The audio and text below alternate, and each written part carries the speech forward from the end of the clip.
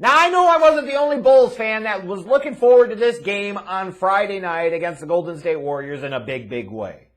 Because this was going to be a big test.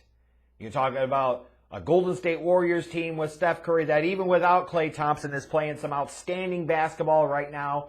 Best record in the league, only one loss.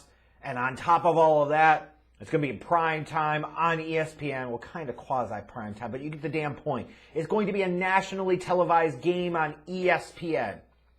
So for this Bulls team that I frankly couldn't understand why they weren't more heavily represented in national TV games heading into this season, that was a miss by the league for sure. You know, this was their first real spotlight chance in prime time against a quality opponent to show like who they are and what they're about and whether or not they should be taken seriously by the national landscape of basketball. This is a big spot for them. And I wanted to see how they stepped up to the plate at the beginning of this old traditional, what you would call the circus road trip back in the Jordan-led days, when the circus used to come to the Chicago Stadium in the United States and the Bulls would always have to go on the road for a couple of weeks. Like, you would look at this and you say, okay, it's the beginning of that traditional circus trip. You've got a stretch of 5 games or so on the road against quality opponents. Like, let's see what the Bulls are made of. So already looking forward to it. But then when you talk about trying to find out what they're made of, you find out early in the day that Nikola Vucevic had tested positive for COVID, so he entered the league's health and safety protocols, meaning he's going to be out of the lineup for the Friday night game and as well for probably another 1 to 2 weeks. You know, probably not the best timing for this to happen, that's for damn sure. So it was really going to be a test of the Bulls and who they are and what they're about and what they can be. Because you're missing one of your key cogs, who granted hasn't had the best start to the season, but he still does provide other things even on some of those cold shooting nights. This is going to be a test. And I was worried heading into this one. I said, yeah, it's already conspiring against them. You don't have Vooch. They probably don't have a chance. But to my surprise, at least initially, the Bulls answered the challenge and stepped up to the plate. Zach LaVine got off to a hotter start in the first quarter. He finished the quarter with 10. DeRozan and Ayo each had 6. So you're looking at it and you're saying, okay, Ayo's stepping up. LaVine's going to take on a little more responsibility. DeRozan's going to maintain or take on a little bit more responsibility. How's that defense going to look? Could potentially be even better because you'll have even more athleticism on the floor. And at least in the first quarter, that's the way it played out. Like, the Bulls were wreaking havoc on the Warriors' offense. The Warriors, I don't think, were quite ready and prepared for the Bulls' length, their quickness, their athleticism, their energy, their hustle, their effort. You know, the way they rotate. Like, it bothered the Warriors in that first quarter and forced 7 Warriors turnovers. So even though Curry, you know, had 7 points in the first quarter, you're looking at it and you're saying, you know what? The Bulls are up 29-23 on the road without Vooch. You know what? They got a chance here. And I was feeling good. Because I was like, no matter what, even if the Warriors are just too much in this game, but the Bulls keep it close and they're competitive the entire time, and maybe they lose by 10 or less, I would feel every bit as good about that, if not better, as opposed to if the Bulls played like shit and the Warriors played like shit and the Bulls just happened to win, but it was a really ugly game where both teams played like crap. I'd rather take the first one where they played well at less than full strength than the second one where they played like shit at less than full strength, even if it resulted in a win. Because I still think there are moral victories, there are still positives you could build on with a close loss in this type of situation, a game you're not really expected to win.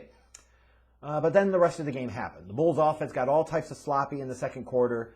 Curry in particular did some damage along with Wiggins in that second. Curry finished the half with 17 points. Andrew Wiggins had 12. You didn't hear much from Wiggins in the second half offensively. But the problem was the Bulls' offense was starting to get out of sorts, starting to get out of rhythm. They only put up 16 points in the second quarter. It just, the flow of the offense wasn't the same. They were struggling to get their own shots. They were not moving the basketball very well.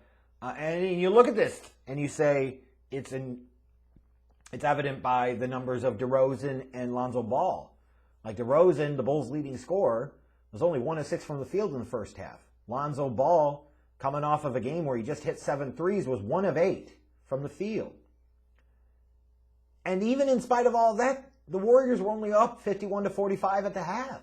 It was a 6-point game. So yeah, it swung quite a bit from the first to second quarter, but still, as a Bulls fan, I'm sitting there saying, you know what? DeMar's played like shit on the offensive side of the ball. Lonzo's played like shit on the offensive side of the ball. And they're only down 6. The Bulls are still in this game. I was impressed that the Warriors didn't totally blow this open in the second quarter. They just waited until the third to do so. Because it was just too much Steph in the third. He got 15 points in the third. And whereas in the second quarter, Steph started heating up. He had 10 in that quarter. The Bulls were making him work for all of his shots. He really had to work hard to get his offense in. He really had to work hard to get some separation to be able to get his shot off.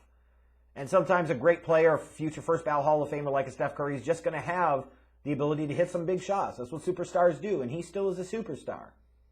But the Bulls made him work. But in the third quarter, it felt like it came really easily. There were lots of breakdowns in the Bulls offensively and certainly some breakdowns on the defensive side of the ball.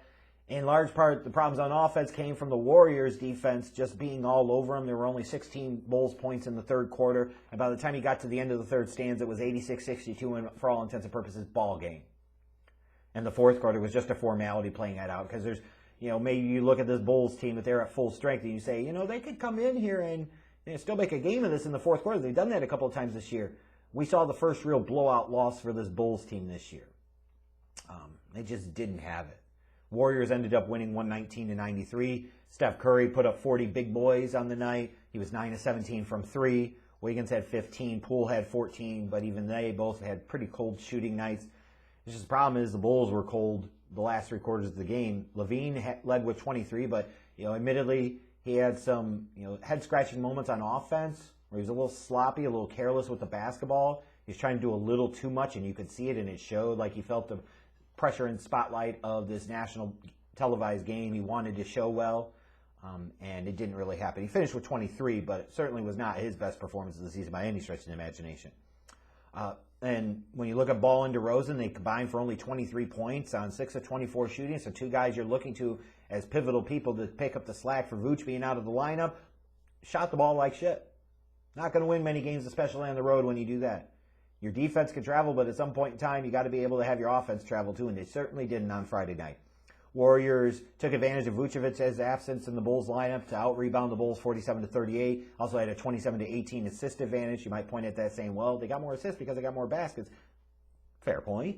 But you could also flip that around and say the Warriors got more baskets because they had better ball movement, did a better job of finding the open guy, getting better quality shots, and therefore finished with more assists. So it was a tough performance with a tough break earlier in the day, leading to a tough performance overall for those that are going to be even though Vucevic hasn't had the best start to the season, he still matters, he still has the impact. Well, I certainly would fucking hope so, as much as they gave up to get him and as much as they're paying him. He better have some type of goddamn impact, and you should feel his absence when he's not in the lineup. Yes. That's not an excuse to ball wash the guy because he hasn't had a great start to the season. Accept it. He just hasn't. Now, he does some other things, absolutely. His rebounding, his ability to space the floor from the 5 position, his ability to facilitate and find other guys in the offense. Yeah, that was missing in this game. There's no question about it. But even if Vooch was there and had a good game, the Bulls are probably still losing this one, especially when you look at how poorly DeRozan and Ball shot from the damn field. It's that simple. And now you look at it and you say, okay, Bulls have a couple of days to get ready for their next game on the road. Hopefully they can figure things out a little bit better because they're going to be without Vucevic at least for the next few games. And you really don't want to go on this long road trip and come out without any wins. I'm not disappointed that they lost to the Warriors because the Warriors are a one-loss team for a reason. And they're still not at full strength. They don't even have Clay back. They don't even have this other Splash Brother back yet. This Warriors team is fucking scary. The Bulls just had a bad night. And sometimes that's going to happen. Unfortunately, that happened in a nationally televised game, but them's is the breaks in an 82-game season sometimes.